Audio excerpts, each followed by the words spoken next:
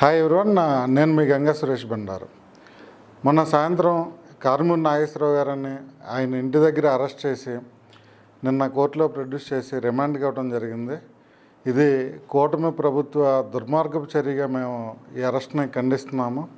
ప్రజల పక్షాన పనిచేస్తున్న నాయకుల్ని, ఈ ప్రతిపక్ష పార్టీలో ఉన్న నాయకుల్ని ఈ కూటమి ప్రభుత్వం టార్గెటెడ్గా ఏదో కేసులో ఇరికిచ్చి అరెస్ట్ చేసి, అది కూడా ఏదన్నా గవర్నమెంట్ చేస్తున్న ఇష్యూస్ని పబ్లిక్లోకి వెళ్తున్నప్పుడు ఏదో ఒక అరెస్ట్ చేసి దాన్ని డైవర్ట్ చేయడానికి ఇంత దుర్మార్గపు చర్యలకు ఈ కూటమి ప్రభుత్వం పాల్గొంటుంది.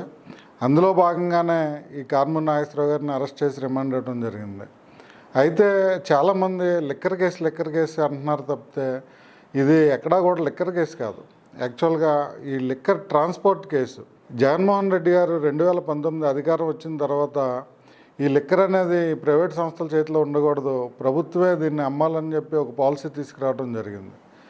సో ప్రభుత్వమే ఈ లిక్కర్ కొన్ని అవుట్లెట్స్ పెట్టి అమ్మటం జరిగేది.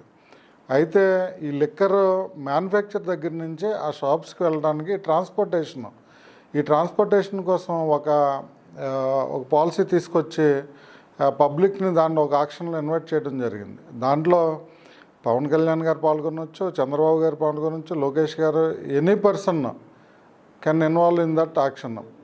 సో దాంట్లో సిగ్మా అనే కంపెనీ ఈ ప్రాజెక్టు తగ్గించుకోవడం జరిగింది. అది కూడా కొన్ని కంపెనీలు పార్టిసిపేట్ చేస్తే ఈ సిగ్మా అనే కంపెనీ తక్కువ కోట్ చేయడం, సో వాళ్ళకి ప్రాజెక్ట్ రావడం జరిగింది. వచ్చిన తర్వాత ఈ జిల్లాల వారీగా వాళ్ళు సబ్ కాంట్రాక్ట్ ఇచ్చుకోవడం జరిగింది. అలాగే గోదావరి జిల్లాకు సంబంధించి ఒక వ్యక్తి ఆ కాంట్రాక్ట్ తీసుకుని సబ్ కాంట్రాక్టు, అది సుదర్శన్ ఇన్ఫ్రా అనే కంపెనీ, తన పేరు సందీప్. సో ఈ కారుమూరి నాగేశ్వరరావు గారి కుటుంబంతో ఉన్న సన్నిహిత సంబంధాల వల్ల తను కొంచెం డిపాజిట్ అమౌంట్ చేయాలి. ఎందుకంటే ఏదన్నా ఒక లోడు ట్రాన్స్పోర్ట్కి వెళ్ళేటప్పుడు అది మిస్యూజ్ అవ్వచ్చు, లేకపోతే డెలివరీ చేయకపోవచ్చు. దానికోసం వాళ్ళు సమ్ ఫిక్స్డ్ అమౌంట్ డిపాజిట్గా తీసుకుంటారు. అది వైట్ ఇన్కమ్ మాత్రమే డిపాజిట్ చేయాలి. అలాంటి టైంలో ఈ సందీప్ అనే వ్యక్తి కారుమూరి నాగేశ్వరరావు గారి కుటుంబ సభ్యులు హెల్ప్ తీసుకోవడం, ఆ డిపాజిట్గా వాళ్ళ దగ్గర అమౌంట్ తీసుకోవడం జరిగింది. సో ఇప్పుడు ఈ ఇన్సిడెంట్ అంతా అయిపోయిన తర్వాత ఈ లిక్కర్ స్కామ్ ఏదో జరిగిందని చెప్పి ఈ కూటమి ప్రభుత్వం హడావుడి చేసింది, అన్ని వేల కోట్లు అని. సో ఏదో ఒకటి చూపించాలి కాబట్టి ఈ సబ్ కాంట్రాక్టర్స్ అందరినీ కూడా ఈ కేసులో ఇరికించి, సో వాళ్ళకి రిటర్న్స్ వచ్చినప్పుడు ఇవన్నీ అకౌంట్స్ అన్నీ తీసి ఏదో ఒక విధంగా వీళ్ళని అరెస్టులు చూపించి ఈ ప్రజల తరపున నిలబడే నాయకుల్ని వీళ్ళు ఈ రకంగా అరెస్ట్ చేస్తున్నారు. ఇది ఏమాత్రం మంచి పద్ధతి కాదు. కారుమూరి నాగేశ్వరరావు గారు నిన్న మేము కోర్టు దగ్గరే ఉన్నాం. నిన్నంతా ఆయనతోనే కలిసే ఉన్నాం. ఆయన ఒక మాజీ మంత్రి. అయినా అతను మంత్రిగా ఉన్నప్పుడు ఇన్ఫ్లుయెన్స్ చేసి ప్రాజెక్ట్ తెచ్చుకున్నారని చెప్పి నిన్న ప్రాసిక్యూషన్ చేయడం జరిగింది. అయితే ఆయన మంత్రి ఎమ్మెల్యేగా ఉన్నప్పుడే ఈ యాక్షన్స్ జరిగాయి. ఆయన మంత్రిగా ఉన్నప్పుడు ఇదేం జరగలేదు. తర్వాత ఆయన మంత్రిగా దిగిపోయిన తర్వాత, ఈ గవర్నమెంట్ ఓడిపోయిన తర్వాత, ఈ కూటమి ప్రభుత్వం వచ్చిన తర్వాత ఆయన అకౌంట్కి ఏదో రొయ్యల వ్యాపారం చెరువుల్లో ఇన్వెస్ట్ చేద్దామని కొంతమంది స్నేహితులు కలిసి లీజ్ కోసం డబ్బులు పంపించారు. ఆ అమౌంట్ రిటర్న్ వేరే పర్సన్ అకౌంట్ నుంచి ఈయనకి రావడం జరిగింది. ఎందుకంటే అది ఫెయిల్ అయింది, ఆ లీజ్ క్యాన్సిల్ అయింది. సో ఆయన ఏదైతే అమౌంట్ అడ్వాన్స్ పే చేశారో అది సమ్ పర్సన్ రిటర్న్ చేయడం జరిగింది ఈయన అకౌంట్కి. సో ఎవరైతే రిటర్న్ చేశారో అతను పట్టుకుని అతనికి కొంచెం డబ్బులు ఇచ్చి, అతనితో తప్పుడు సాక్ష్యాలు చెప్పించి, ఇది కూడా ఈ లిక్కర్కి సంబంధించిన అమౌంటే నేను ఈ అకౌంట్లో వేసానని చెప్పి ఇంత దుర్మార్గంగా ఆయన అరెస్ట్ చేసి ఇవ్వడం జరిగింది.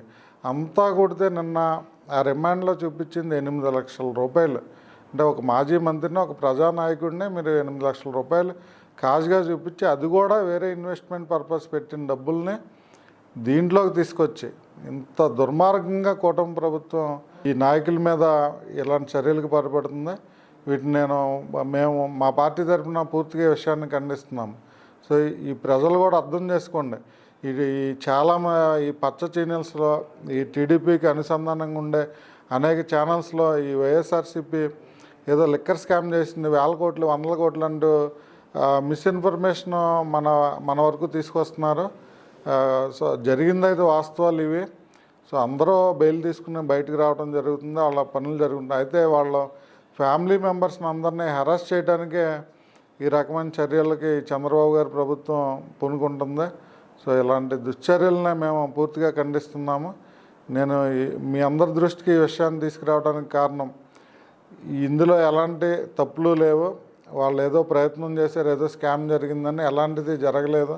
సో వీళ్ళ కుటుంబ సభ్యుల మధ్యన జరిగిన ట్రాన్సాక్షన్ అన్నీ తీసి సో ముందైతే అరెస్ట్ చేయగలుగుతున్నారు ఏదో చూపించి, ఇవి ఫర్దర్గా కోర్టులో అయితే నిలవు. వాళ్ళు బయటికి రావడం, మళ్ళీ ప్రజా జీవితంలో ఉండటం జరుగుతుంది. సో ఇది వాస్తవాన్ని మీ అందరికీ తెలియజేయడానికి వీడియో చేస్తున్నాను. Thank you everyone.